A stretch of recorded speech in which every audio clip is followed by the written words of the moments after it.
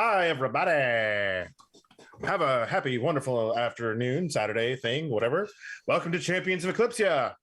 We're back again this week with our stalwart friends in our world of perpetual night, for lack of a better term. Last week, we found some artifacts, found some things, found a new person. Petra made a friend-ish. But Einor has a like what we would normally associate with making a ladder out of sheets to climb out of your window, only all his knots happen to be books trailing around behind him. Maud got to sift through the ashes last week, figuratively and literally. Rolf, our lovely barbarian, was very much just herding cats, kinda. And Flint thinks he's talking to his dead mom. Oh, also, we're just gonna leave that there. There's a secret path member here. Yes, I mean a secret path member. You mean is there a secret fate weaver? Is that what you're getting at? Yeah. The guardian of the path, but you know what I mean, that could be, but we'll get into that, a little later, perhaps. Let's go around the horn for a minit. Noir, how are you on this fine I'm discussing all things X-Men? I'm mad suspicious. I'm glad you asked. No, hi everybody. I'm Noir. I'm playing Petra. I'm feeling pretty good this morning. I took myself a little bit of a nap. I'm cooking myself a big fat dinner, and I'm trying to see which one of my friends here hide some secrets. I'm looking at you, Ralph. Uh-oh. I think it's you. I mean, place your bets, folks. Place your bets. Up next, as we go around. There we go. Yep. Al, how you doing today, bud? I'm doing pretty good. Hello, everyone. I'm Al Stover. Alice writes on Twitter. Probably started in the chat already. We have an Idle Champions code, so don't forget to redeem that today. Yes. Every week there's a new one, friends. Every week there's a new one. All right. And fresh out of Lightspeed and joining us this afternoon, Jay, how you doing, bud? How's that hyperdrive? The hyperdrive is working fine. It's definitely going on full speed. So looking forward to it. It's for a lot of games this weekend for me, and I'm loving it. So I'm doing well. Hi, everyone. I'm Jay, also known as Neopet3 on the socials. You can find me. And today I'm playing Rolf, your barbarian cat herder. Basically kind of the leader, not really the leader, just the cat wrangler, veteran of the group. So barbarian of with some secrets, possibly. He's got some things coming up. Don't worry about that. He's got some things coming up. And Joshua, how you doing today, bud? Doing fantastic. I love the fact that apparently I'm the only one who doesn't have secrets, and that's the truth.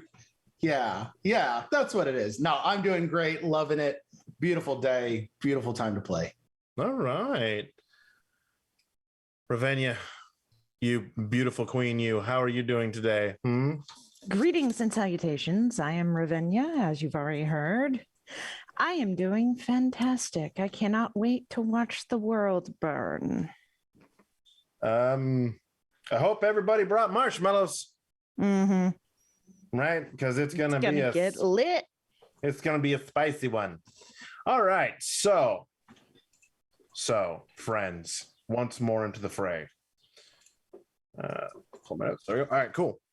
So where we last left off, our group had made their way to the Grand Library of Farendel.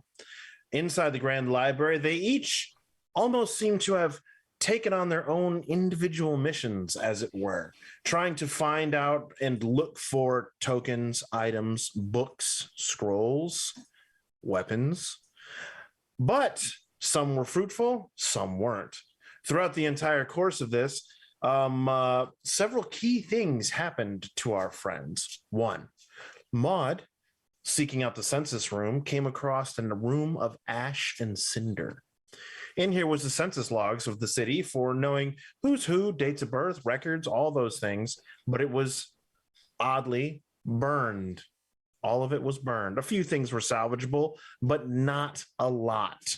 So the quest continues inside Ma's head and soul. There we go. Einor, like a kid in a candy store, found himself running around, shoving every book he could find into his knapsack, as well as tying off scarves, handkerchiefs, and whatever to drag even more books around. This is that time of we have entered a time in which the DM wishes that he would have used encumbrance rules. But here we are. Pushing on. Flint found a very interesting tome. One that has allowed him to speak to certain individuals, be it in his head, with his soul, with his heart. We don't know yet. But it is a familiar voice, a very familiar voice that he hears when looking through this book. Petra, our stalwart individual that they are, met with a very interesting individual last week. One of the few remaining paladins that existed within this city.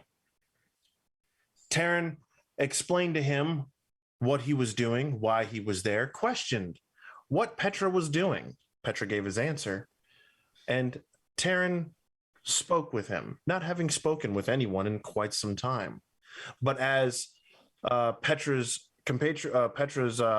fellow party members started to close in, Taryn left, leaving Petra with an ominous warning. And Rolf, finally able to complete his mission, finally getting to the map room, has gathered the entire group into the observatory as they begin searching around, looking for the map that they could find, that they very desperately needed to retrieve for Whitesbane, to plan out further plans and further operations for the various entities that operate and move about within the Reclamation Regiment. Having found the map for the first time, seeing their continent, seeing where they are in the world, this very awe-inspiring, the world is far larger than they thought. They saw some interesting things. They saw markings where the city of Whitebane was at. They see the full outline of the Black Forest. They also see some aftermarks that are on there, as if additions were added. But the key thing is they know the locations of all the major cities and all the city-states and various significant landmarks across the continent of Aloth. And so here we begin, once again, in a world of eternal darkness. Sunstones are lit about you inside the map room as you begin to look around, finding several other scrolls, maps, drawings, star charts for a now starless sky, and the grand map of Aloth. What would you all like to do? Well, Rolf, looking at this, pulls out a dagger and starts cutting the frame, the large grand map that's 6 foot long, just cutting the edges and rolling up the large map. Anor, yeah. if there's such a thing as a panic check, I need you to make it. I don't know what that is, but it's a 13 on the die for a panic check. You totally failed that panic check. Seeing him cut this map out of the frame. I would say I'd start, and if you say something, I'll stop. I don't. He's so panicked. He doesn't have he's gasping, but it's not like that. It's not like in terror, and he's not able to actually get sound out. It's just like he's just watching, and you probably don't ever hear him. And yeah, because I'm assuming this map has a border around it. The map is in a frame, yes. Yeah, in a frame. Very much in a frame. Yep. But the frame in which it is in has a very interesting mechanical device attached to it. almost like you would picture like what we would picture as in like architect rule, or like an architect's desk, right? Where it's got two bars that have points that you can move it around to get very, very accurate points on the map, utilizing some sort of writing or drawing implement. But yes, you can cut the map out should you so choose to do so. And just along the edge of the frame, just make it nice slice cut to have that just come out, and then just roll it up and then gather all the other maps. I need to go around the room at the moment because the faces I'm seeing right now feel as though several reactions are being had right now. Einor, how are you doing with the Ralph cutting the map out? I know you said kind of panicked. Due to the size of it, probably about halfway through, he's like, hold on, we might be able to fold it, or the device. Oh, I hope there's nothing on the borders behind the frame. We can just look at this before we just do that. And he'll go and he'll whip out tools, like whip out the thieves' tools and engineering tools, and start to like, are you okay? Maybe we can take care of this. Maybe we can do something with this. Do you try to stop him from cutting out the map entirely? Yes, but I'll it would probably stop. be about halfway through. Yeah, it'd probably be. So like the top is completely done. Yeah. Okay. And I'm about to start on the side. I'm like, it's easier this way. But there's more function to this entire thing that we can learn from that would be useful for taking it back if we can get it. But let's take a look at it before we resort to cutting. Well, if you've got 5 minutes. Figure if the whole thing can come out of the frame. Otherwise, we got to get it out of the frame. Okay, and he very quickly goes, and then he like glances over, having seen Petra actually be better at picking locks than him. He's like, Petra, can you help me with this device to figure out if we can compress it down? Very pleadingly, like looking at Petra. Yes, I could help you. Perfect. And then he turns around and he goes. One of the things that Petra is kind of laser focusing in on the map is if he can see on the map where what he's looking for would be, the information that he found from the book. Like just a region or a location, because I do know this map had more locations on it than we're accustomed to. If that is a thing that he might be able to scope. Yes. What specifically? The item that he's looking to acquire. That's what he's trying to see. So basically, if the location is in the book, he's trying to see it on the map. Gotcha. Okay. Fair enough. All right, cool. So trying to give a quick glance, right? Because you're not really taking time to really study everything in the book, right? Mm-hmm. At a quick glance, flipping through, you notice there are 3 cities, right, that are mentioned several times. Right? Just looking through quickly, you're like, yep, it says New York about 30 times. It says San Francisco about 40 times, right? You know what I mean? Like, you're just like, oh, okay. And then you look at the map, right? You see one of technically you see all 3 cities. However, only one of those cities doesn't have an X through it. Interesting. And what is it that you needed assistance with? This device is made for accuracy, for holding the map and be able to pinpoint and measure distance perfectly. I'm trying to see if there's a way that it folds up for travel or easier movement. or how we just pull the map out and still somehow disassemble the device, and then we can put it back together later. I will give this thing a look over, see if we can figure this out. Okay. Same.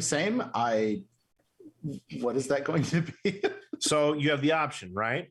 Mhm. You can either look individually, or one of you can perform the help action and help the other one to give them advantage on the particular roll as they kind of try and pull this thing apart. And would this be What you're going to be looking at for sorry. this, what that's you're going to be looking at for this is either a sleight of hand, right? Because you're dealing with something kind of delicate, Okay. and kind of, fragile, so to speak. Or I would allow you to use probably the closest thing to like academics that I could think of would be like a history roll, to, like, oh, this is what cartographers use, kind of thing. I took a class on it one time at community, you know what I mean? Like, type deal. So whichever route you wish to go, I will allow you to take whichever one. Einor is a history specialist, and I lean towards asking for help and getting assistance from using the history approach. Okay. Petra's gonna walk over to him and kind of see that he's taking charge with the history roll. Mm-hmm.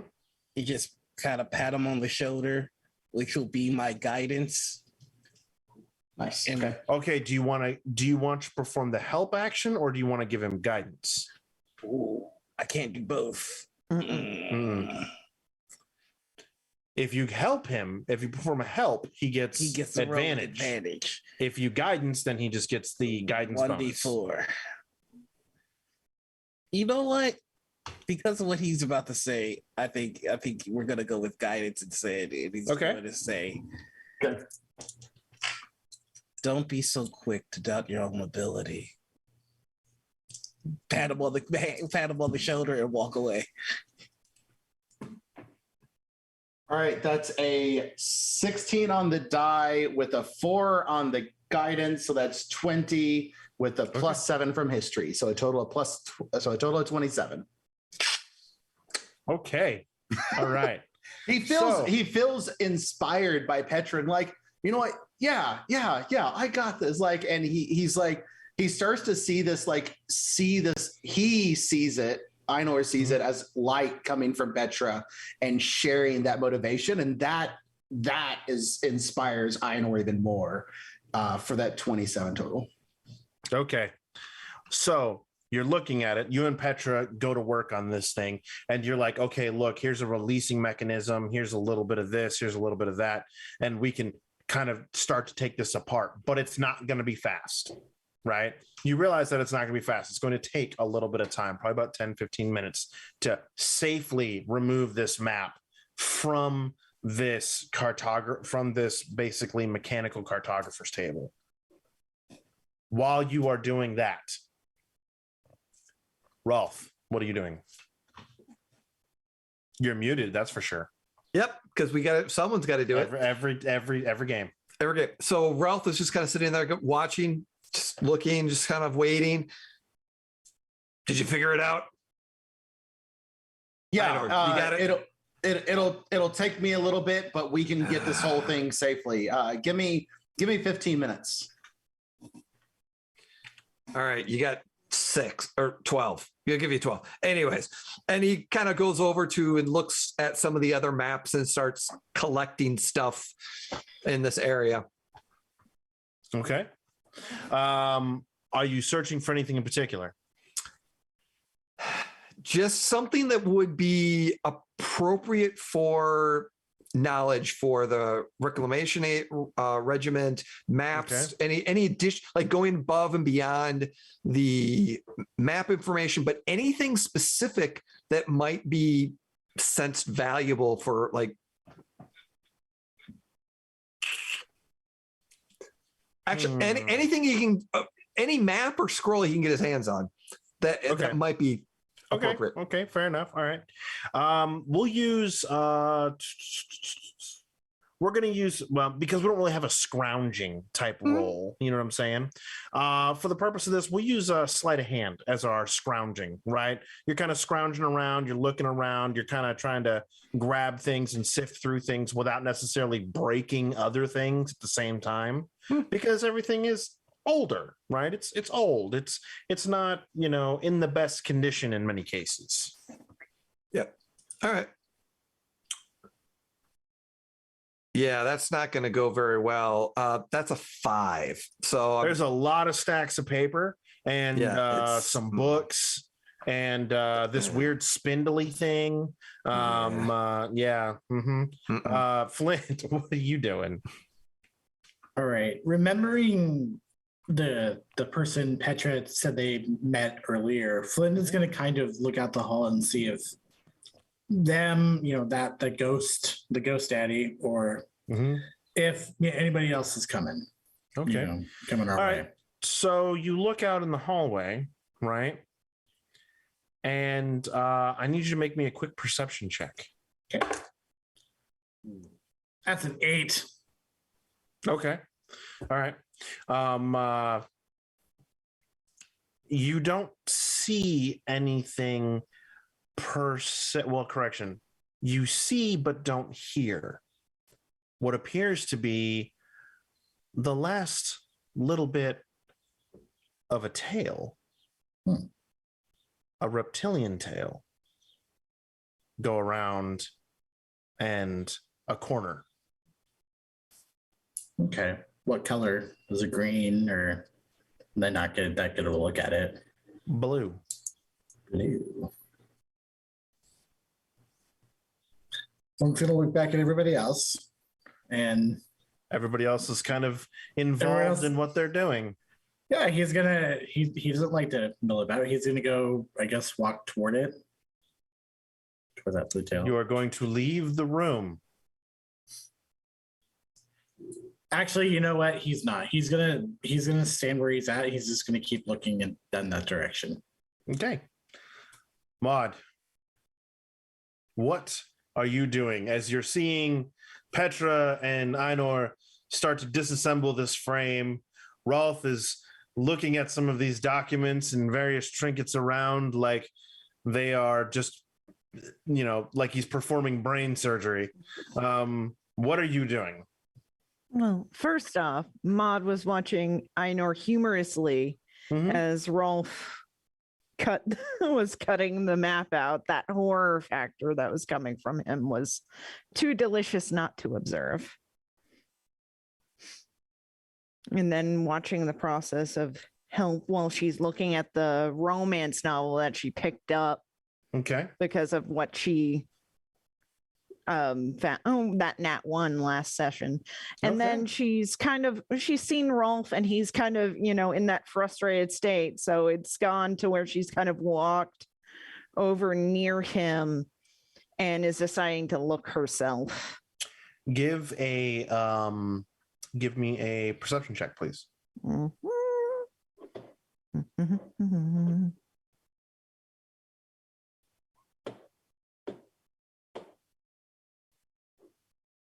Ooh, that is not bad. 24. 24. All right. So as Rolf is sifting around the papers, he's taking a degree of care in what he's doing. He obviously respects the fact that these are some older items. He doesn't know what's what and what could be useful and what may not be useful, right? However, right, as he's doing this, you catch a glint of something underneath one of the stacks as he's sifting through them. Ooh. I'm going to go and I kind of nudge Rolf and I point. What? What's that? I don't know. I don't see it. What do you see? And she goes to grab it, right? And she pulls out what appears to be an odd looking compass. Interesting. That it is. Do you grab it out, Maud? Mm-hmm. Okay. As you're holding it in your hand, right? This compass is more of a almost globe-like. So you have two rings, as like, you know what I'm saying, that are like this, Mm-hmm. and a single rod going through the center, as well, and then it's got its directional arrow that is on the center rod. As you're holding it, it's spinning 360 degrees, not fast, not slow, just spinning. Odd. Interesting. What is it, Maud? It's some type of compass, I think. Rather fancy. It has a lot of very like ornate workings in it. I mean, this looks like this is expensive and had a lot of craftsmanship put into it. Rolf, do you take the item, or you just kind of like look at it while? No, I'm just kind of looking at it for a second, and then I just like, well, finders keepers, I guess is the adamant. Hopefully this one doesn't do any issues. Hope. And she at the mention of that, hope this doesn't cause any more incidences. She takes that 2-foot step back away from Rolf. And it stops spinning and it points in a direction. Ralph is still steering from that nerve jolt that you did last session. I'm gonna look where it points. It just points out the window. I'm gonna go look out the window. I just want to see if there's anything that might give me any. It just continues to point out the window that's facing towards the west. And while away from people, it's like, do you know anything about this? That looks like a compass to me. What kind? The kind that leads you places.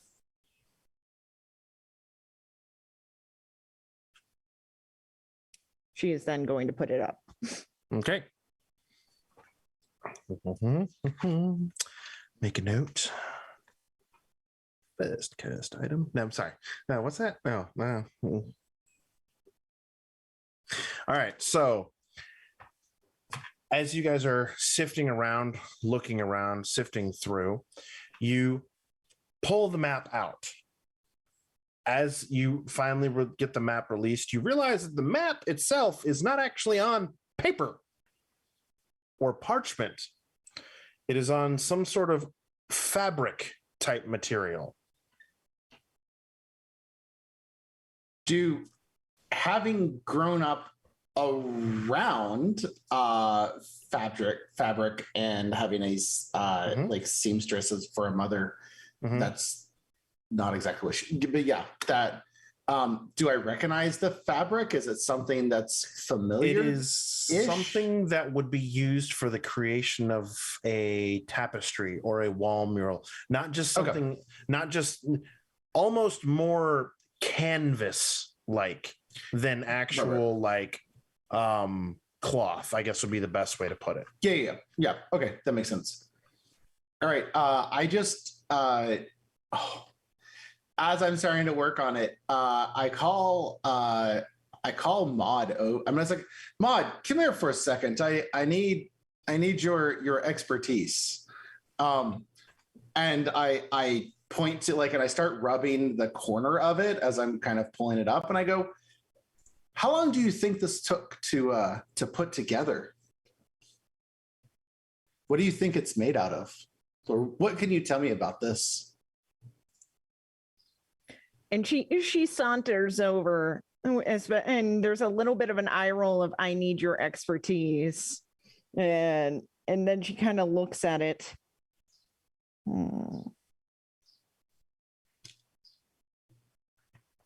How long would I think that this would have taken? Do I need an investigation check or No, you basically like this is I mean it's old world canvas, so like the material itself would have probably taken, several months to make this much of it. But it's not something that's particularly difficult to create, like that type of material, just that it's very time consuming. So if you're going to put something on this type of material, it is one of those like very important things are put on this kind of material because they have to be able to stand the test of time. Well, it took several months to make the material itself. It's meant to stay. And I point up to where Roth had cut it off and just kind of quietly just go, if he next time he gives you a hard time, remind him that he just wasted a good couple of weeks of work with 30 seconds of being over eager. Indeed. I would like to look at the two cities with the X's on them. Yes. Were the X's marked or carved? Carved. This is going to be dumb, but I'm determined to make this useful in some way. I am proficient with carpenter's tools. Can I try to gauge what may have been used to carve the X's into this? And then I just want to look around the room to see if I can find that implement.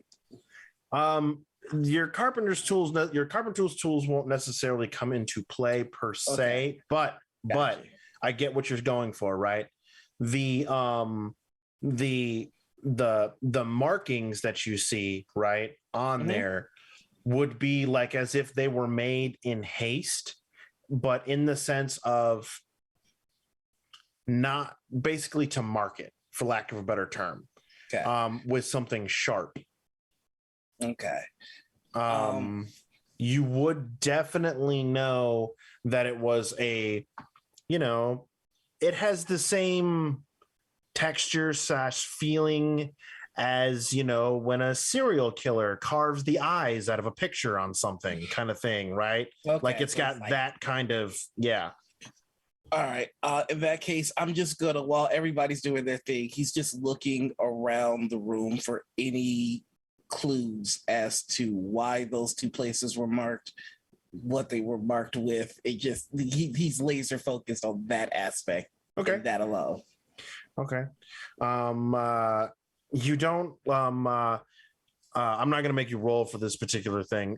You don't necessarily find anything that indicates why those were etched out specifically, like amongst the documents that are there, or what have you, right?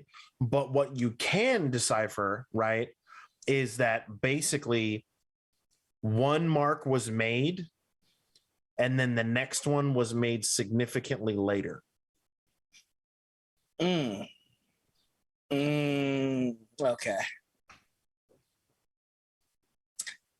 That's not great. Oh yeah, that's all he's doing. He's just kind of okay in that whole time. Flint, give me a perception check, will you? Yeah. Oh, that's better. 21. All right. You catch something out of the corner of your eye outside of one of the windows. You see everybody kind of looking at the map, dealing with the map. You're kind of, I don't want to say you're sitting there twiddling your thumbs, but you're more or less just kind of on guard because they're kind of doing their thing, and this isn't necessarily your thing so much. Rolf is obviously trying to help.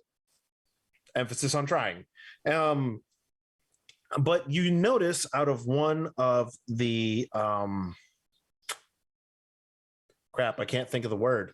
Windows. They're not windows. They're the freaking arrow slits that archers would use. Okay. Right? That, that cross or whatever that archers would have, right? So they could fire arrows out of it because this is like a defensive position almost. You notice looking out of them, you see a faint glint of something, almost as if it looks like a flame is going off across the courtyard. As he sees this, he looks at everyone and he just says, hey, there's something going off here. Looks like there's a fire over there. And I don't think they can hear him, but he'll, I guess, kind of shout to the people across, like, hey, you, what are you doing? You shout across. Your voice bellows and echoes across this courtyard as if this courtyard has not heard volume of like this in decades. Your voice carries. Your voice just reaches across. The flame flickers, continues. And you swear you hear the faint sound of steel on steel. What? What the hell are you doing, Flint? Flint! There's something outside. It's steel on steel. But you don't have to shout. You just gave away our position. Thank you, Maud. Thank you. Well, they gave away theirs. That's not the point. Grab your stuff. We're out of here. Do I get the map completely? Do I get the map and its You do. container all compressed down? Okay. You do. So basically, right, what you find, right, you find a large leather case. All right. And you look like you have a 1985 business proposal shoved in a giant leather case tube, right? And it is like strapped to you. Now, given your size, right, this sucker is sticking off either side of you. You will have to turn sideways to get through a door, more than likely. Just letting you know. I'm good with that. All I right. thought Yep. paladins were supposed to be smart. They didn't think things through. And Flint says, well, that might be harder too, because there's also something in the hallway. What? What? I saw a blue reptilian. It looked like a tail. Hand axe comes out. And he looks at Ralph. He's like, if you were paying attention, you probably would have seen it. And Flint says that annoyed because, like, and so he's just like, he goes in the hallway.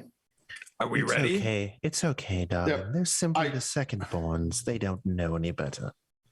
I mean, I could stay here forever, but we have what we need for our mission. And he like does like a rough, like, we have what we need for our mission, sir. Yeah. And he's like ready and hurried to go. Eyes on guard. Let's get out of here. Keep your eyes open. Call quietly to the group if you see anything. No more yelling our position. Let's make our way out of here. All right. Be good with that, everyone? All right. So you guys are going to try and make a quiet exit. Mm-hmm. Yes. Okay. Picture is moving as normal. Got it. All right. So are you making slow and deliberate movements, right, to avoid making a bunch of sound?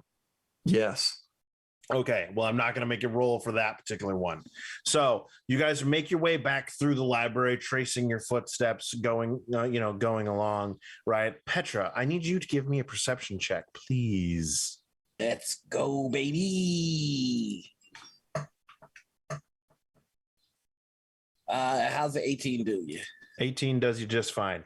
You guys make it down to the front door and making your way out. Petra, you're the last one out, and you make a quick over the shoulder glance. As you look up, approximately the third floor up, you see a familiar figure, and it simply nods its head to you as you go to exit the library with this feeling of, I hold you to your oath. I nod back. As you go, the doors almost without assistance close behind you, and you hear the whirring mechanics of locks.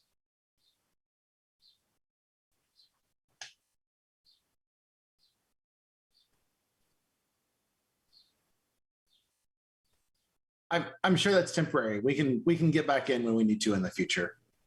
Sure.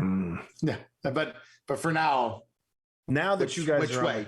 now It's that you like- are on the courtyard, you hear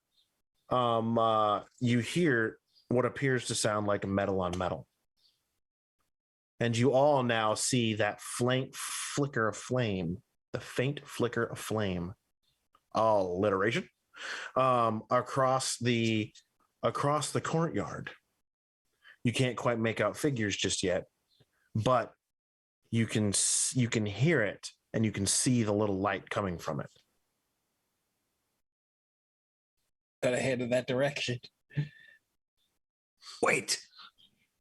Move No. around to the side. He just keeps walking. Let's gonna follow Petra. Shouldn't we go round and like? Yeah, I'm we whispering- should. I'm whispering very like. Can you whisper hard at somebody? Like I'm whispering hard at Flint. Like, Mhm. can we get him to go around?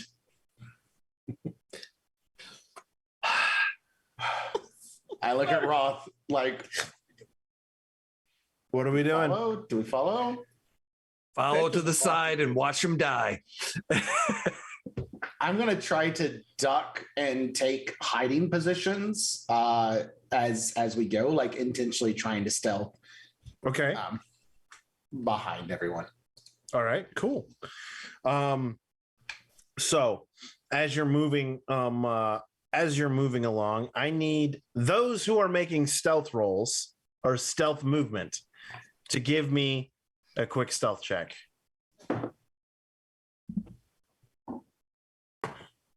That would be a 10. 9. 10. Right. So, Anor, give me a quick athletics check. Okay. 17. Okay. So, while you kick a handful of rocks, causing a bunch of noise, and your map case snags on something, you still manage to keep your footing and you don't actually fall flat on your face.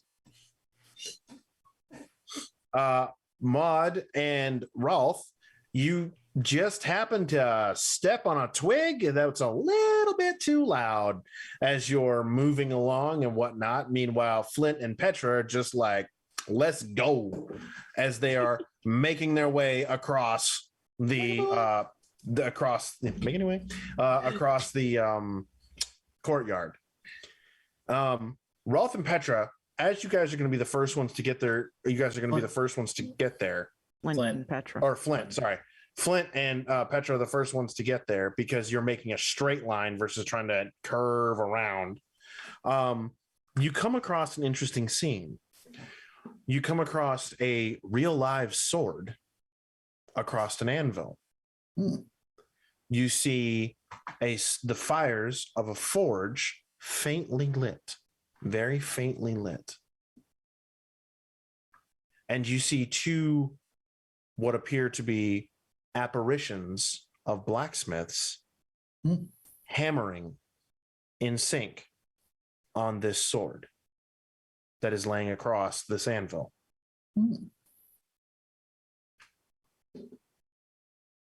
So I see a piece of rest has been denied to you as well. They move in such a way as they don't even hear what you say.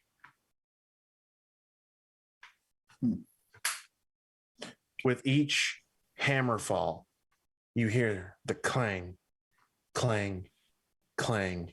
And as you get closer, it's clang.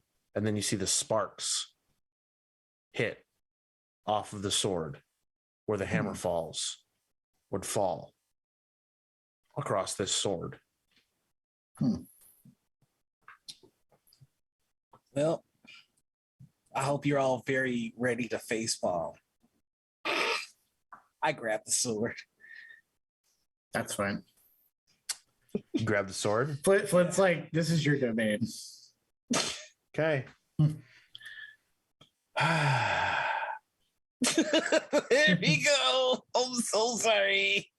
All good. All right. And I'm picturing Ralph just as he's going around, sees us and just that like That look of like, No. Yes. It's too late. it's cursed. It's too late. I'm going to lose another one.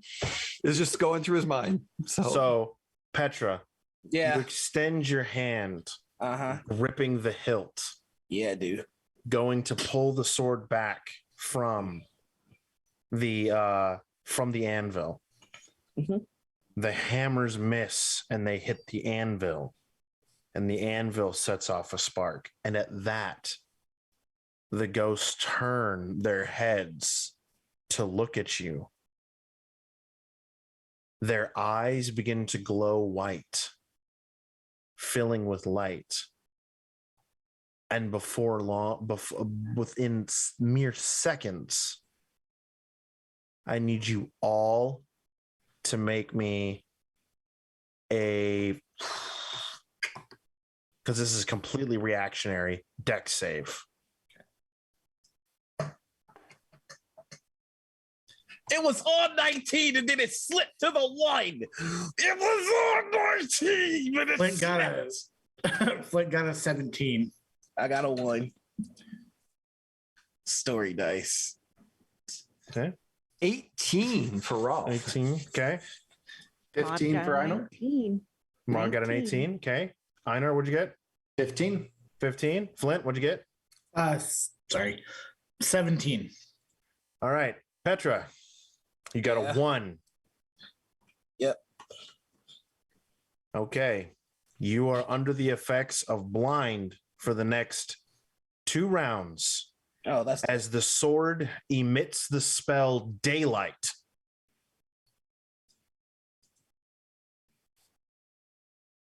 And you are blinded by the light. Everybody roll initiative. Okay. me and D&D Beyond are about to straight up fight. All right. Get him. I'm gonna find you, Adam Bradford, and his hands on sight. Okay. All right. So, all right. What do we got for initiative? Starting at 20. You got what do you got, 20. Rolf? 20. 20. Roll a 19 plus 1. All right. 19, 18, 17, 16, 15, 14, 13. 13. Flint is at a 13.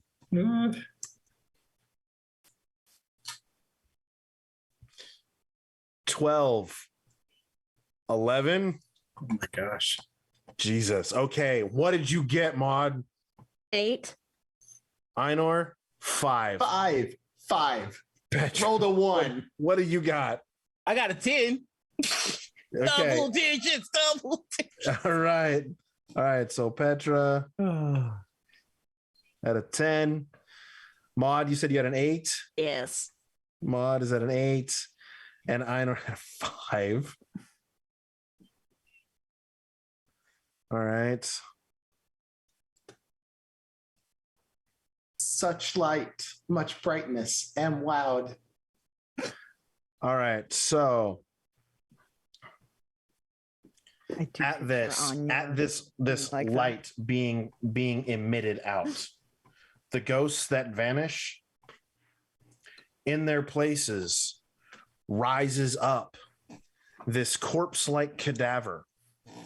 It almost shoots up out of the ground. 1, 2, and then back behind the forge, a third pops up. Armored, covered in spikes, but also in rust holes.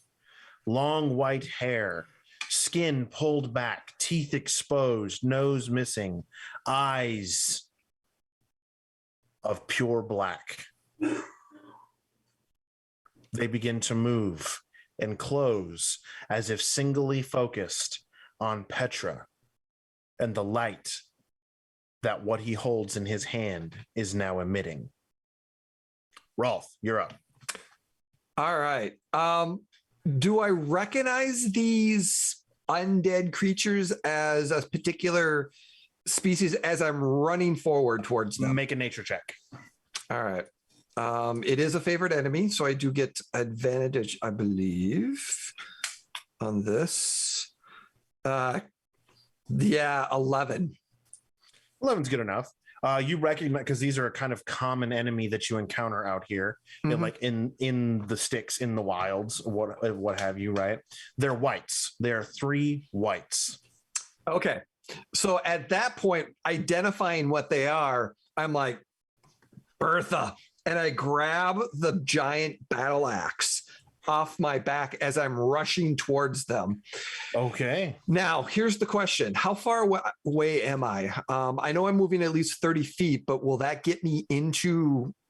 You will move 30 feet to close, right? This round. Okay. With that, I'm using my bonus action as he's going, no, I knew it. And just kind of like yelling. And suddenly as he's running forward, his shoulder just pops up a little bit. His muscles just start to just grow as his veins and just starting to get enraged. His eyes, no one can see because they're behind him, but his eyes turn just color. But uniquely is that his hair starts to grow a little bit more. His broad chest, his shoulders, there's patches of hair that start to grow a little bit more as I rage. And I use my action to dash to move another 30 feet to get me in front of Petra and these things. Okay. And just yell at them, no! All right. Okay. So you move to intercept. White 1 begins to move up, right? White 2 moves up as well to close to Petra. You are in the way. However, they don't move past you, but they do not seem to acknowledge that you even exist. Okay. And the third white begins to move out to flank on an open side to come over to Petra. Again, not even acknowledging your existence as they begin to move. Flint, you are next. Okay. Seeing the closest white to Petra, Flint will take out his sword and he'll make an attack. Okay. All right, so you will use your full movement to close and make an attack? Yes. Okay, go ahead. Nat 20. I mean, that'll do stuff. There you go, folks. Nat 20. And I'm going to do Divine Smite. So, buddy. So in Champions of Eclypsia, for those of you who are just tuning in, Nat 20s work a very fun way in my worlds because heroes are heroes for a reason. So a Nat 20 is automatically double damage, then add your bonus and whatever other bonuses you're going to add to it. So, Flint, what'd you do? Let's see.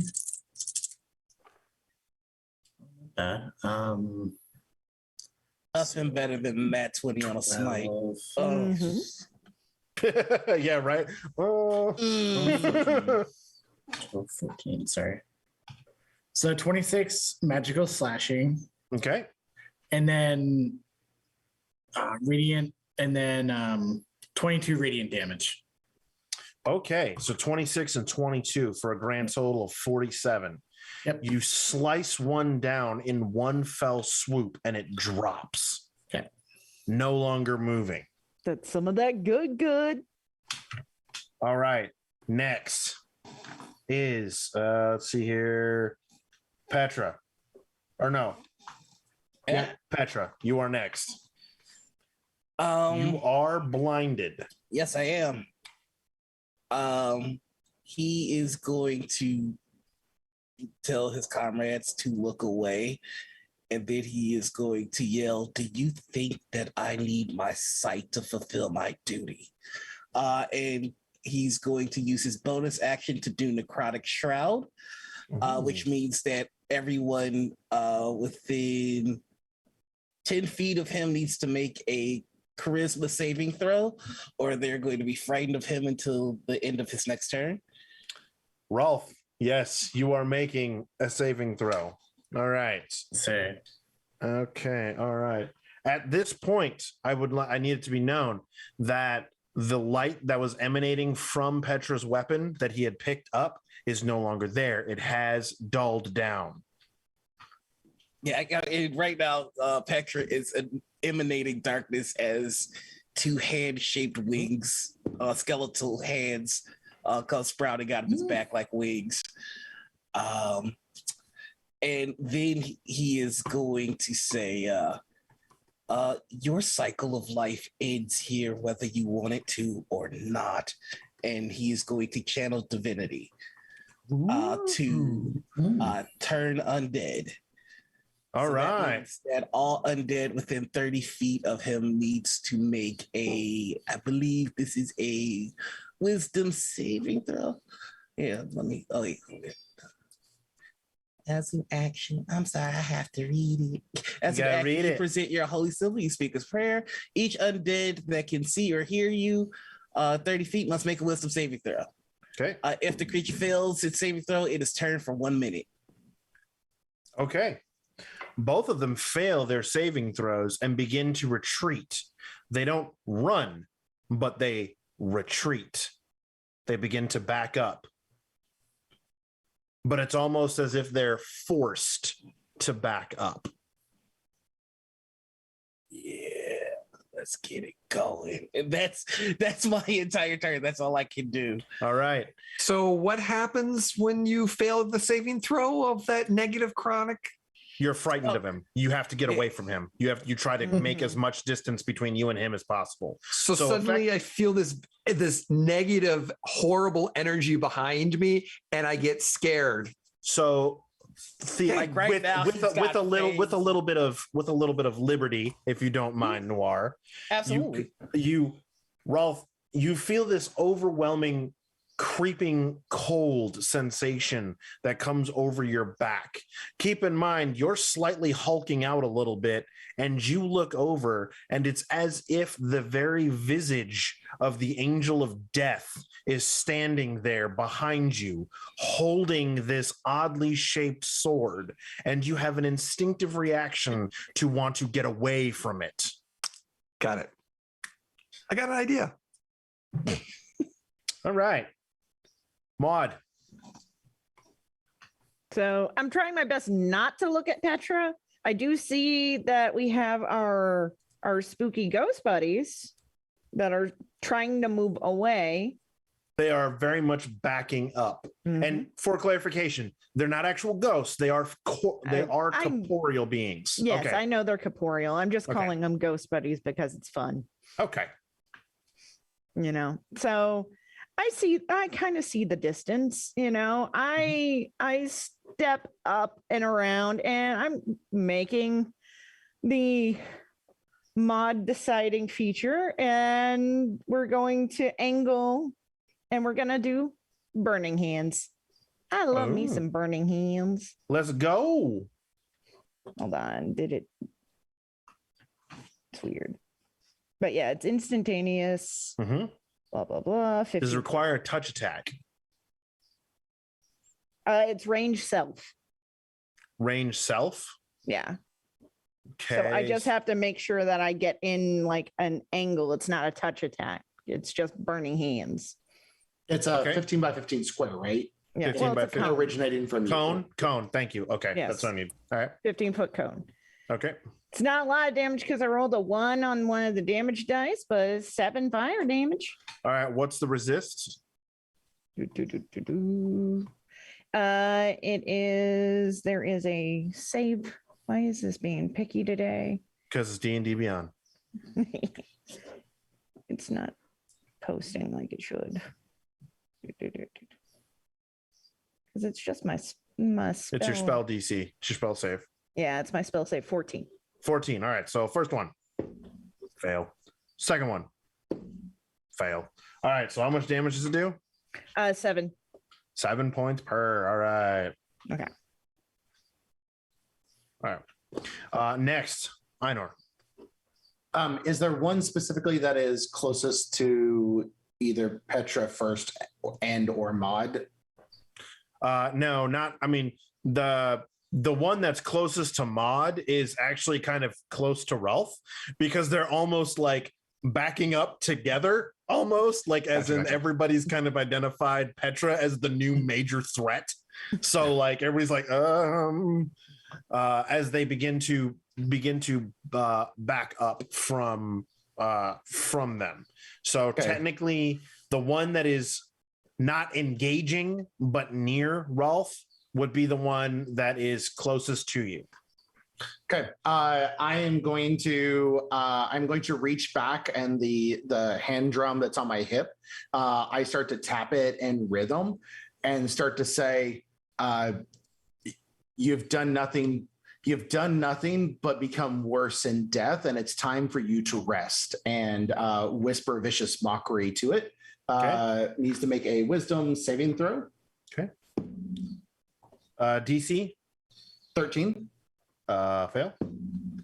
Pass. All right. So no, it's only against one. Oh, it's only against okay. the first Sorry, one. man. The one. Okay. How much damage does it do? It failed. 4 points of psionic damage, and it has disadvantage on its next attack roll before the end of its next turn. Okay. All right. And then I will. Yeah, I'll end it there, staying 55 feet away from where the action is. Okay. All right. Cycling back up to Rolf. You are kind of moving back almost in parallel with this white that's next to you as you are both kind of fixated on this new visage that is Petra at the very moment. Allow me to paint this picture. As suddenly I look back, I get scared for a second, which is very unusual as I'm raging.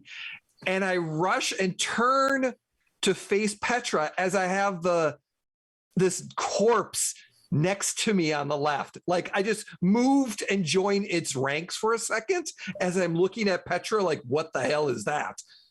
And then I look at the corpse for a second I'm right next to because I moved right up to it. Not sure if there's a attack of opportunity on that or not. I would say sure. Yeah, I'll say as he moves, like I said, I'm moving toward and I'm getting up right next to him as if we're a battle line up next to this corpse. Okay. It says attack of opportunity at disadvantage. Yep.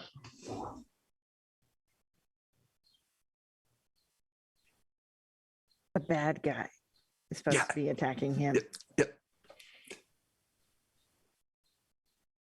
What'd you get? Oh no, you're attacking opportunity on me. Oh, yeah. Oh, my bad. Sorry. Are you doing attack after two? So, since I moved up to right up next to him, does he my get brain just shut off for a minute right there. I was just like, Okay. It's okay. It happens. huh? But Oh yeah, right. Okay. I, All right. I just love So- this picture of Rolf backing up into this, and he felt the fire slightly. Okay, He missed so- the cone. Here we go. Does a 23 hit? Yeah, 23 is going to hit me. Okay. For 10 points of slashing damage. Ouch. If they're turned, they can't attack. They can't attack you. Oh.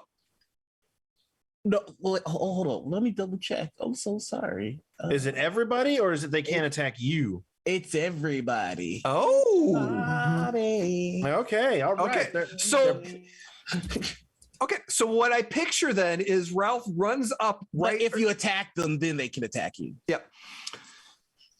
So as Ralph gets up right next to him, turns to face Petra, and this corpse of a wraith is right next to him. He just kind of looks over at the wraith, looks at Petra, looks at the wraith, and he's just swings right next to him and just swings at the wraith with his axe. So to bring it into perspective, folks, what we're seeing here is the Hulk is punching Thor during the first Avengers movie at this point in time. All right. So, all right. Does a 17 hit? Yes, it does. All right. That is going to be a total of 15 points of magical slashing damage as I bury the magical great axe into the side of it. And then I'm facing it going, and I'm starting to get more. As the axe connects, the body, the wraith just kind of collapses over the axe and is kind of like stuck on it for a minute, but it is no longer moving at all. Okay. Our remaining wraith is kind of circling, trying to, like, he's retreating, but he's not. He's making sure that he goes back to the very, very edge that he can, but still almost determined to stay there. As it's like almost brooding back and forth like a caged animal, like waiting to strike. And then it's Flint. Okay. Kind of how far away is this wait for me? It'd be about 30 feet from you. All right. You know what? I'll move. Feeling super confident. Flint's gonna run up and he's gonna make another attack. Okay. That is a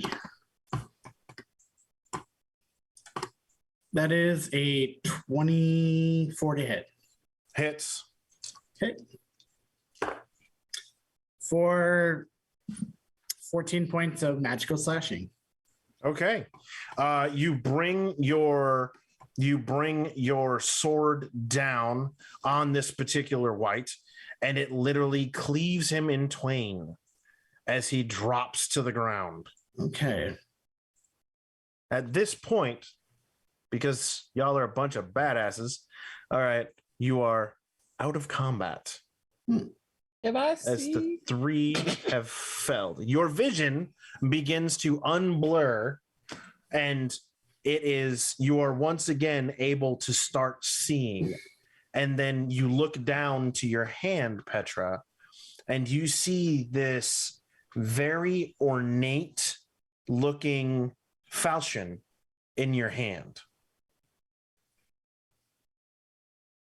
I would like to, if everybody could spare the 10 minutes ritual cast detect magic. Are you going to do it right here? Yeah. If I see him starting to do that, I go, I can fully identify that thing if we can get back to town first. Do it. Okay. And I take the falchion and I add it. It doesn't leave his hand. Oh. Like you pull on it and it's almost as if you're trying to pull a stone from a mountain. You hold on to it, and once we get to town, we'll figure this out. I just grabbed the blade that apparently I can't let go of. You want me to bring it to a civilized town without knowing what it can do to the people around us. Identify it now. We're going to move out of the area. I don't have a pearl to identify. I don't have what I need to identify it. So let's get out of the area, then we can figure out what to do next. Okay. Yeah, all right. good, yeah. So Am I able to sheathe it? you do. I'm going to quickly try to unsheath it. It does not move. Okay. And then I just stop and like look at Petra, like I just trying. I am going to investigate this area. He's just going to tell everybody outright. Okay. 10 minutes was. Yeah. 10 minutes was great. It would have been quick in comparison to what happens now. And he's just going. He is trying to find what the hell is going on, because now he's got this thing on his back that he can't let go of. Okay. So you're going to investigate this little area where you're at right here? Yeah, the forge, all of it. Okay. So it is an elven forge.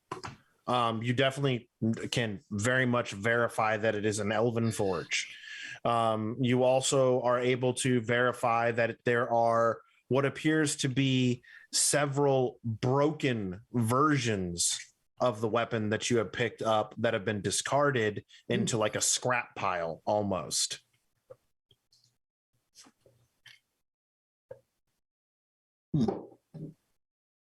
And then You can make an investigation check if you so choose. Yeah, we're gonna do that. We're gonna do that. I'm so sorry. Maud has kind of walked up behind Petra and is just looking at it. trying That's to gonna see if be an there's 11. Anything she can discern. Okay. All right, Maud, make an investigation check. While Maud's making her investigation check, Petra, you find several both alchemical components as well as arcane components laying along the forge, as well as several jars that would not necessarily be commonplace within a forge, as you've been around them before. They look very out of place, but they also look empty. Maud.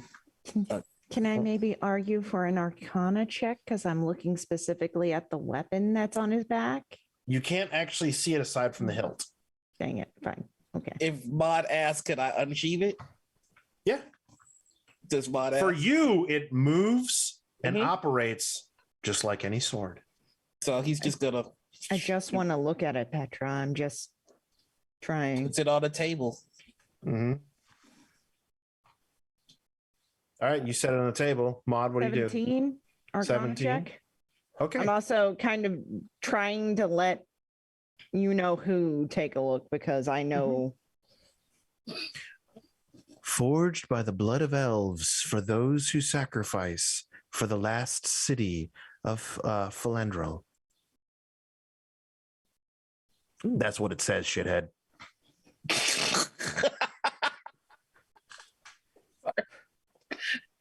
Forged by the blood of elves that sacrificed for the city of Philandrel.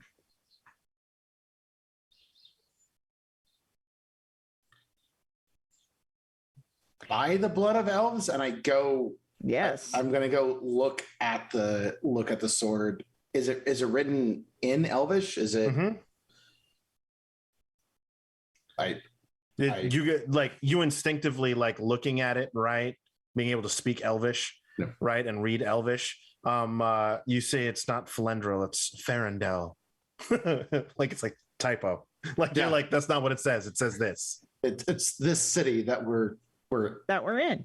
in. Yeah. Congratulations, Petra. You have a cursed weapon. Or at least that's what I feel. It could be a champion's sword. Yeah, it could be. And like Ainor says it in a way that is trying to convince himself more than anybody else. It is a magical weapon. School of Magic. It is a. Hang on, let me double check that. Let me double check. Don't say necromancy. Don't say necromancy. It's not necromancy.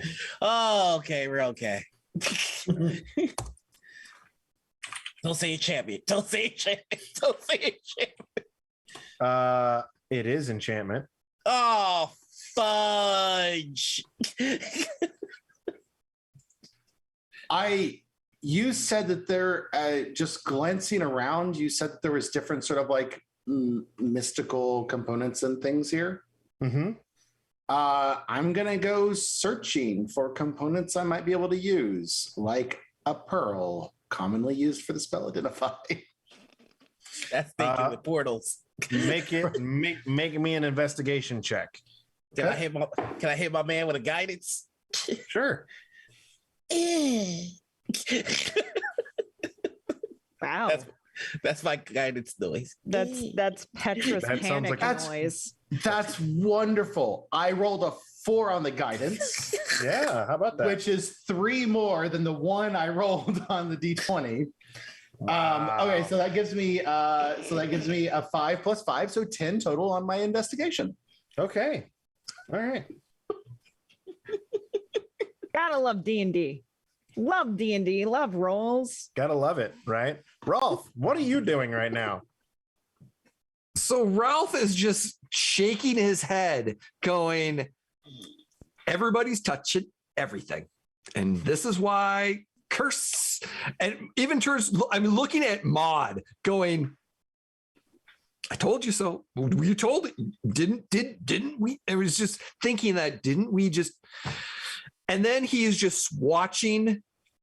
If anything is watching us and just on guarded stance to make sure nothing attacks us while all this is going around, because no one's listening to him and we're out in the open. Okay. Flint, what are you doing?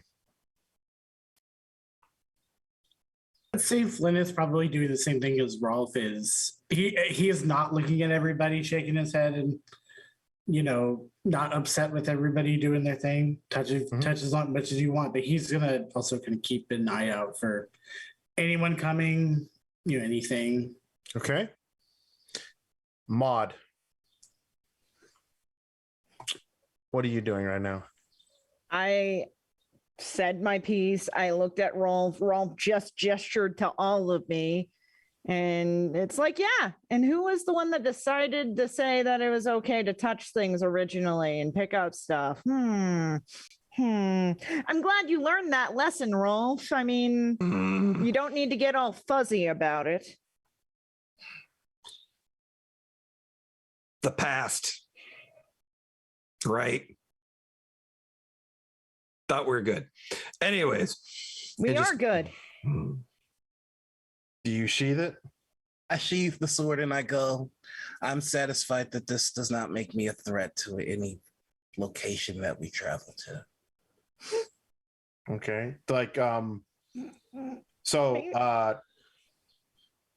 did you just pick it back up and put it back, or did you flip it over or anything along those lines? I mean, he'll do a little bit of a flourish. It's his weapon now, so he's kind of getting a feel for it, but then ultimately... I know her. Make me a perception check real fast as you're seeing this thing flourish. Oh, 11? 11. You catch two words on the opposite side of the blade. Oh, show us the other side. There's other stuff on the other side. It's like, and right now you have this thing like there it is right there. I'm gonna sidestep. Look at it. Famous last words, thinking that, it's perfectly fine to bring into the city. I don't think we're going to bring it into the city. Oh, what does it say? You see two words written in Elvish. Light bearer. It may actually be a champion's sword. It says light bearer on it.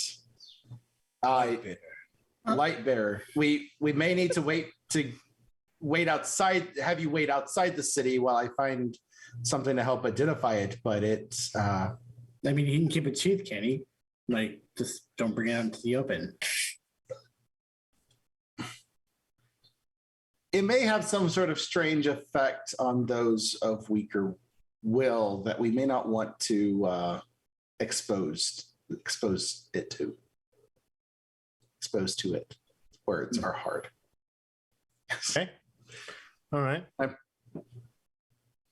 So, Rolf, where are you keeping guard from? Flint, same as you. Just in the courtyard area? Do you try to go for a higher vantage? Flint would probably go for a higher vantage. He probably would have done that just to kind of get away from everybody. Okay. The opposite side of him to cover more ground. Okay. All right. So, you guys have, while they're messing around doing their thing, Rolf scolding them like children. You two climb up to get to a little higher vantage point, and you're looking around. And for the first time, you're really kind of getting an actual scope of the city from a much higher view than from a ground view. Mm. As you're looking around, I need Flint and Rolf to make perception checks at disadvantage.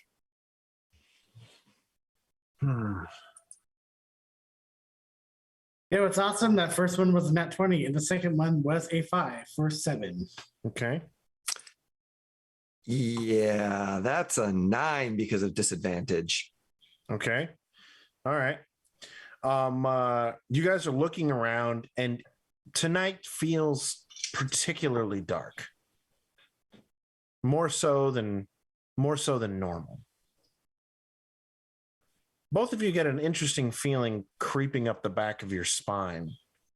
That, and I know people will know what I mean when I say this, and hopefully you all will too. That feeling when you're outside in the dark, and out of nowhere, your cheeks pucker up, and you instinctively go, I need to get inside the house right now. I do not need to be outside right now. I need to be indoors, behind doors, locked doors. That feeling begins to creep up the back of your spine.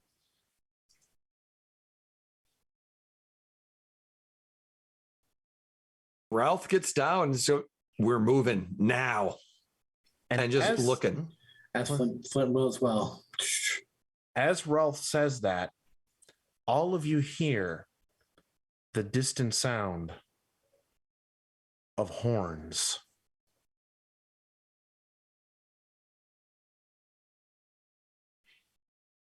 Like trumpet horns? Like trumpet horns.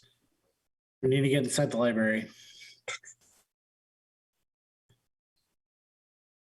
All of you make survival checks.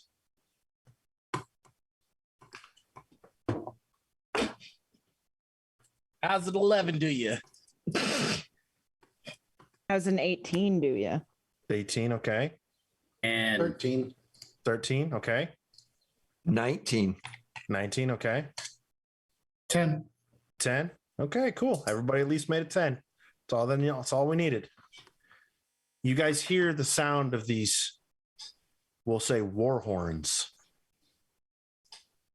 And the ground beneath your feet begins to vibrate slightly. Do we know what direction they're coming from? The west. Which is the direction we need to go? It was the direction that the compass pointed in. It was also, it's not necessarily the direction you need to head in. White Bane is to the east of where you are at.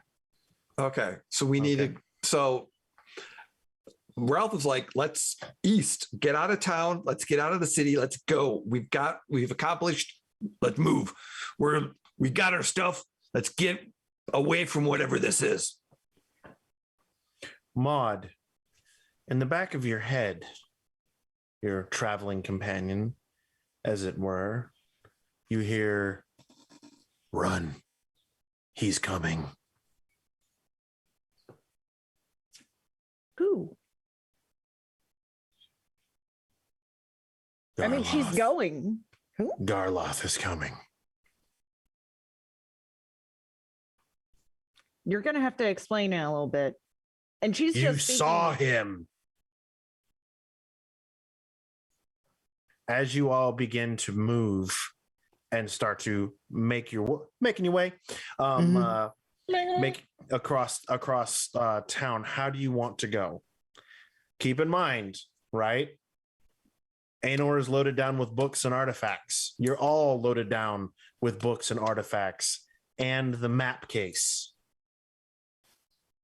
I can still carry 7 more books before being encumbered. Not that I did the math, but I can grab 7 more books on the way out. Right. And a TV is relatively light, but given size, it's freaking awkward to move around with. I'm gonna proceed cautiously, but I do have one question. It's a selfish question, but I have to ask it. Yep. When we walked into the library, we saw a vision of someone being beheaded. Yep. Did the sword used in that seem at all familiar? Nope. Okay. Just curious. I was afraid I might have a target on my back. I mean, I probably do, but you know. Yeah, I'm going cautiously. Okay. Yeah. All right. I need you all to make, we're going to go nature checks. We're gonna, well, actually, no, we'll use survival. I need everybody to make a survival check to be able to navigate this town because it is a lot of ruins. You may have gotten turned around slightly. Nobody struck me as a person to leave breadcrumbs behind. And instead of doing survival myself, I'm going to be cautiously going through and grant bardic inspiration to Roth and follow him. Okay. Seeing this, I'd like to toss on a guidance to Roth. You gonna lead us on, buddy? So what do I get? What dice do I get added? D6 from me. D4 from me. All right, that's being the okay. So No pressure, but two of us are sacrificing our rolls for you. If you roll a 1, we're gonna beat you. You know? well, I didn't roll a 1. I did roll a 1, 2. but I didn't roll great. But 18 because Okay. I am actually I wonder. I am like super proficient in survival. You are. I don't get advantage on it. Do I? No. No. So yeah. 18. Okay. All right. So 23, by the way, 19. mod. And 19 for Okay. Flint. all right. 8 for So you begin to start moving through the city, right? The city under this new stress that you have begun to feel creeping over your body. You make your way through, up and down through the streets, trying desperately to remember where was it we had the horses? Where were they at? What's going on? Oh, right. Okay. And you navigate your way through the city slowly but surely. As you're making your way through, I use that a lot. That's a crutch phrase. The vibrations sort of stop, but because there's no other sound emanating from the city itself, you can hear voices, commotion behind you. Not necessarily in pursuing you, but you also hear as if something is happening, something is going on. Do you continue down the path? Yeah. Keep going. Mm-hmm. Okay. I'm Look at going Petra to make sure that he's following Mhm. or coming. So we hear them going to where we just came out of. Yes.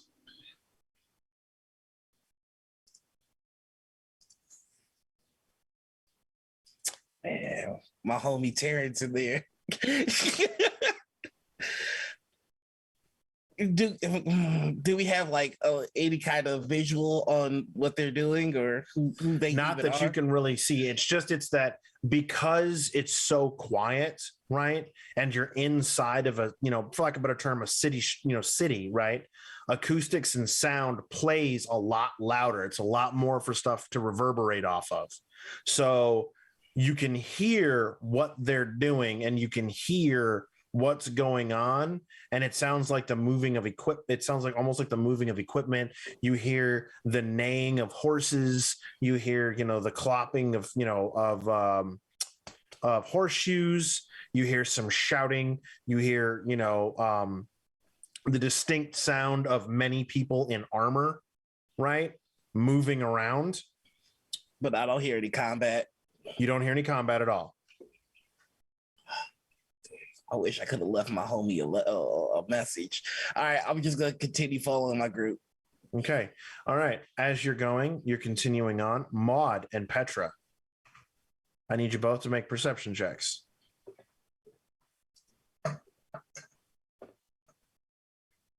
I'm done with Roll 20 today. I'm done with D&D Beyond today. I rolled a 1 for a total of 6. Okay. Oh, there we go. Wow. Natural 20. Okay. That's what I'm talking So about. Let's go. 25. Okay. You hear in the back of your mind, no.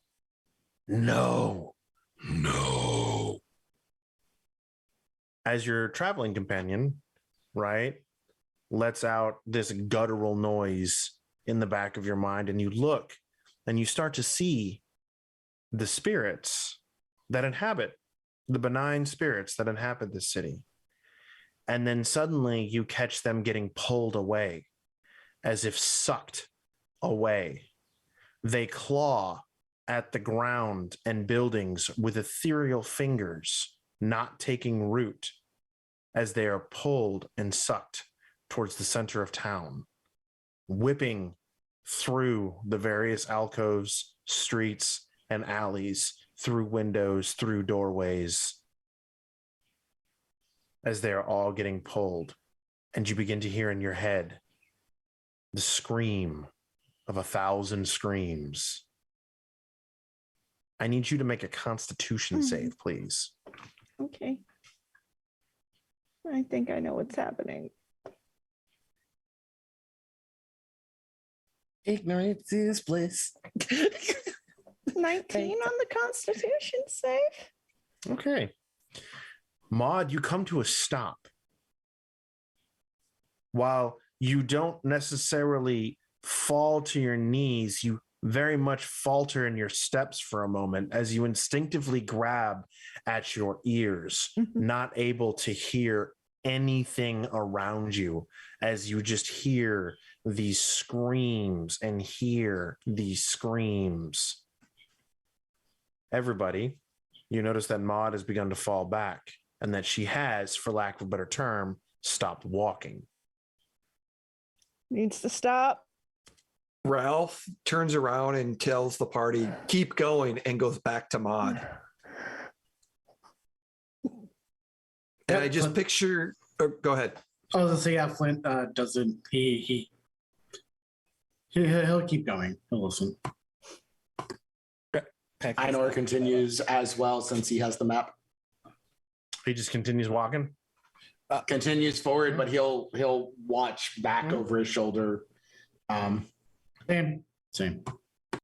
Petra is gonna ignore the order and just go to see what the hell's wrong. Petra, I need you to do me one more, with real dice, one more perception check. 1 second. All right, I'm trusting you. I'm letting you out of jail. Don't you? He's letting him out of jail, folks. Dun, dun, dun. 20. Okay, there we go. That's what I'm talking about. That's why you put your dice in jail, so they learn their lesson and they come back better dice.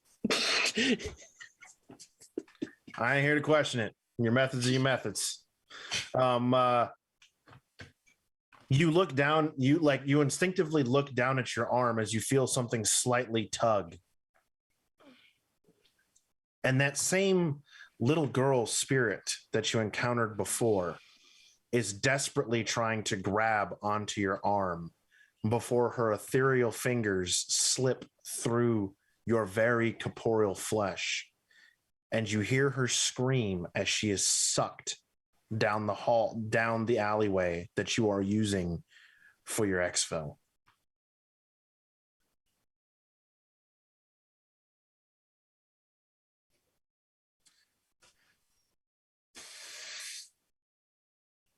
Oh, okay. Don't love that for. I'm gonna look at Maud.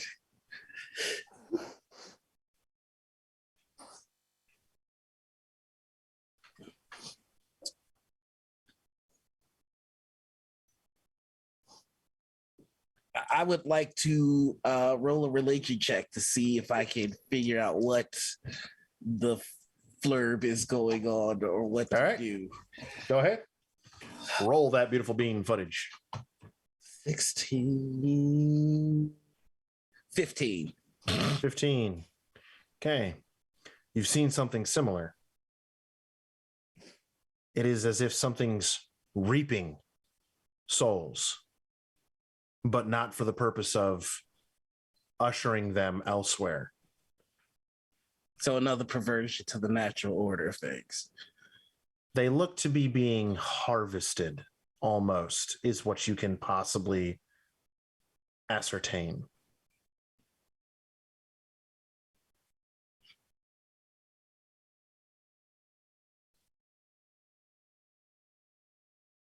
It's Maud, too much. The The screams. screaming.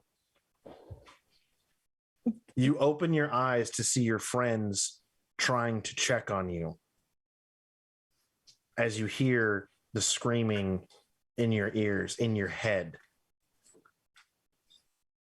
Rolf, Ah, how do you speak?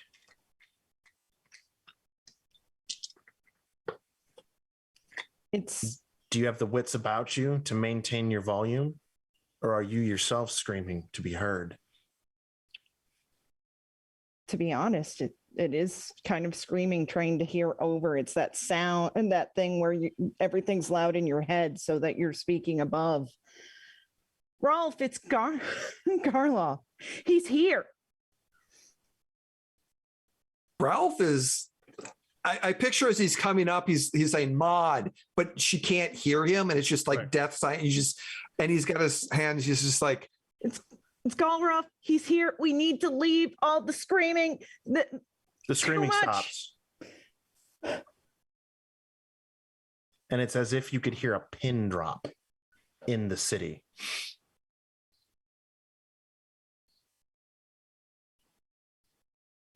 Failed to fulfill my oath. we need to go. And if Maud isn't walking, Ralph will try to pick her up, but giving that quick glance is like, you gonna fight me or can you walk? If not, I'm picking you up.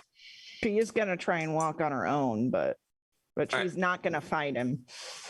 And he's just gonna help her along. And I go back and I grab Petra and I'm I like, was about to say, yeah, grab Petra. grab Petra and we're moving now. Okay. All right. Are we Your oath What are we can't be doing? fulfilled if you're dead.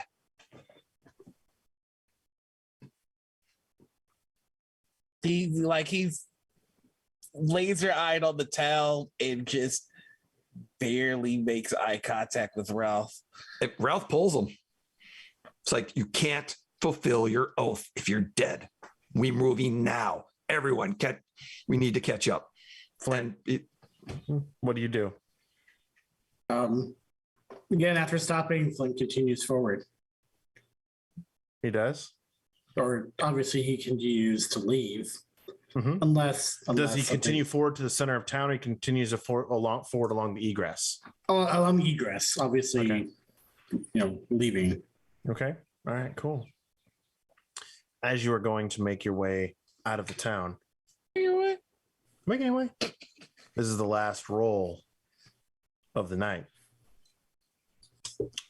For your final egress roll, who's going to make it? This will be a survival check. Actor is 110% completely compromised, and there's no hiding it on his face. Maud Okay. can't do this. It's gotta be Rolf. I I know. see oh geez. Flint and I are out in front. Einor would probably fall back to Flint if Flint gives the air of confidence. Otherwise, he would, if Flint defaults to Einor would take it. Okay. Flint's feeling confident, like kind of like that. Okay. Okay. Kind of like that kid, 12-year-old. I got this. But Yep. So Okay. survival check. Survival. 19. 19. How do you get Petra and Maud to move? Both of them noticeably shaken in their own way about what is going on. They are seeing things, hearing things that the rest of you are not. And they both very much come across as deeply disturbed and deeply, very, very not necessarily frozen in fear, but a certain level of shock has overtaken them. Probably seen this in the church, kind of like how maybe an EMT or a doctor or a nurse would try to like talk the patient through, I know it's hard. I know there's a lot going on right now and there's some freaky stuff, but we just have to keep moving. Once we get out of the city, we can rest and we can catch our bearings and discuss this, not, I guess, kind of taking the opposite approach of Rolf, big aggressive military leader. This is more of like a compassionate, okay. We have to keep going. As you begin to get them to move and take those last few steps to get outside of the city walls where you had left your horses, which you still find, you all for a moment take a look back and you all hear the same thing emanating from that direction. I sense a believer is within the city. Hunt them. And that's where we're going to end tonight. All right. Kill my buddy. You gonna kill my buddy? I didn't do nothing. Goodbye, Ghost Daddy. You go kill my buddy? I'm going to kill your buddy? I'm not killing your buddy. Gave me a You don't know. sword to go kill my buddy. You didn't know. I don't know. I don't know what's happened yet. I'm not 100% on that one. I'm not 100%. I'm about to lose a friend. He made a friend. He made a friend, his only friend, and now he's gone. Oh, he did. My friend gone. He did. He did. I got cursed sword now. My friend did. He did. No. All right, friends. Let's go around the horn once more, and we're gonna go around the horn and see how everybody's doing, what's going on, and yeah. So, Ravanya, Nikki, Maud, darling, sweetie, what do you Yes, think? yes, How you yes. doing? Oh, this is amazing. I'm enjoying this. There's a little bit of trepidation. I'm not on the edge of my seat yet. We're getting there. We're getting close to, is it a free action to pucker? Always a free action to pucker. But this is getting good. So good. Again, I am Ravenya, also known as the Squishy Bear in various places. If you like our art, our lovely, lovely art, it's drawn by Brian Patterson, D20 Monkey himself. He has a t-shirt store that you could actually go and buy t-shirts, journals, coffee mugs, all that stuff. But yeah, if you ever need any work, definitely email him. He does good stuff, as you can see. As you can see, that's right. Hope you're doing all right for sure. Joshua, how you doing? That borderline trepidation of there's a mission to help things versus the friends that are immediately here, and is it a who outruns the bear situation, or do we all just try to slay the bear together? So it'll be fun. It'll be you just kneecap one friend and then everybody else makes it, right? And the bear loses. I don't have to outrun the bear. I just outrun the person in plate trying to outrun the bear, right? So no offense, Flint or Petra. Have fun. What if the person in plate is bigger than the bear? Even better. Okay. And the person in plate's gonna come chasing you riding the bear. You left me to die. Now I got this bear. Right? This bear is my only friend. Yeah, I love the introduction to our BBEG, Petra. No, excited, looking forward to it. For those who don't know me, I'm JRL Tech on a couple of socials. I'm Gintu Penguin here on Twitch. You can watch me play Phasmophobia, or follow me in Twitch or on Twitter, and see all the other things going on. I don't. Quick shout out to our sponsor, because I started playing Idle Adventures because they were sponsoring us. I'm like, I like to play the games. Idle Champions. Oh, wow. Idle Champions. Yep, Idle Champions. Fail. Wow. Well, that's been our last episode, everybody. Well, yeah, it was great. Great knowing you guys all. Bye. Now. But Idle Champions has been an amazing game, and I've had some interesting time at work. And Idle Champions has been a fun mobile game to help fill in some time at work. So it's interesting time at work. It's been sitting around stressed, waiting for good news, no news, and so yeah, Idle Champions has gotten a lot of my time this week. So it's fun. All right. It's fun. All right. And Jay, how we doing, buddy? Oh, this is awesome. It's that just watching cats, herding cats, and just watching them knock the lights and the breakables off the countertop and letting them explode and just worry. No, this is awesome because some good stuff's coming down the pipeline, I think. Okay. So yeah. Right. Yep. Cool. The feeling of that rage is gonna potentially show up. But hi, I'm Jay. I'm also known as Neophet3 on the socials, lurking in your Twitter streams and jumping in. But you can also find me tomorrow at 3:30 p.m. Eastern Standard Time on Miniature Rain Domain for Shadowport Adventures Season 2 Part 2 as we continue our Star Wars RPG Edge of the Empire series. Also, you can catch me on Wednesdays at the Emporium for the Wayward Gamer or Emporium Wayward Gamer for my Shadowport, it's an S. Salt Marsh Legends. Of Salt Marsh. Yeah, there you go. Legends of Salt Marsh is on a Tuesday. Oh, my bad. Salt Marsh Legends are on Wednesday. It's a combined kind of one's a city, one's the village. 150 years between, with a little bit of spoilers and all of them connected universe. But this Wednesday is going to be at 8:00 Eastern Time. Salt Marsh Legends on the Emporium. And other than that, I've got a few other things. But thank you so much, Kurt, as always. This is awesome. Thank you. Mm-hmm. All right. Al. I echo everyone else's sentiments. I'm excited to see what happens. Feeling pretty confident. They say, it's fun to run adventures as written and to go on the path, but sometimes it's a little bit more fun to go off and see what's out there, even if there's trouble. So I am LS Wrights on Twitter. Find me on Instagram as well as Eldritch Knight.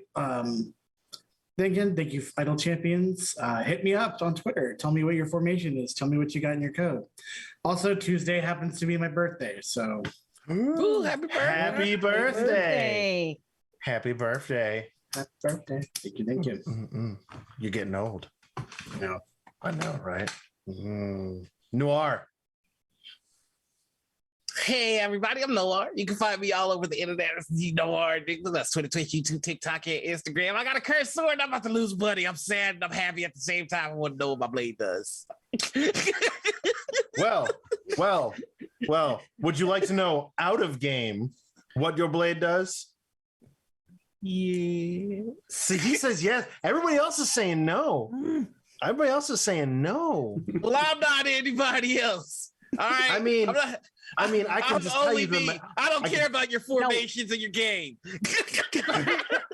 No. Just ritual cast identify and you're golden, right? Just need a pearl. Arcade spell. Need a pearl. Stupid divine caster. God will tell me what my blade does. Yeah, that's true. Yeah, once you use it as a people opener, after all. Yeah, right. Yep, it is a bona fide people opener. I do love the Thor aspect of it, where it's like nobody can pick it up. Apparently, no one else is worthy. That's one version. That's what Noir's running with, baby. You know what? A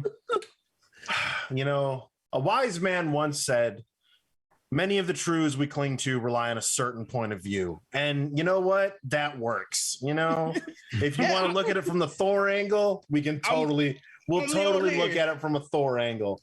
Can't even take it out the scabbard, baby. No. That's me. I'm sorry. I'm taking it up to it. All right. Thank you everybody for once again hanging out with us for another wonderful episode of Champions of Eclypsia. Things are getting a little screwy, things are getting a little crazy, but don't you worry. The darkness is very much creeping back in. We got something going on, and it's scary. I am Covenant, the Horrible Alchemist, also known as Kurt. I am the okayest DM in the world. No. You can find me here every Saturday DMing these wonderful people.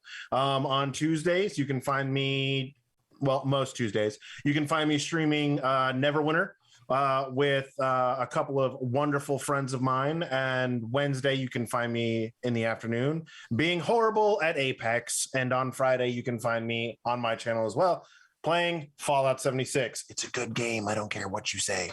Anyway, so yeah, aside from that, that is us. I want to thank Idle Champions once again for sponsoring the show. I want to thank Sirenscape again for sponsoring Gilding Light. Satine, thank you once again for giving us this wonderful place to be able to put on this wonderful show that people seem to like. And as always, we would not be anywhere here on this without the wonderful man behind the curtain, DC Lacerre, running all our tech, modding our chat, and making sure that we keep our curse counter under the number. So that being said, friends, I hope to see you all here again next time. And I believe Monday is the next show that will be here on Gilding Light. It's a great show. You should check it out. And with that, we will say goodbye and see y'all later. Bye, friends. Bye. Bye.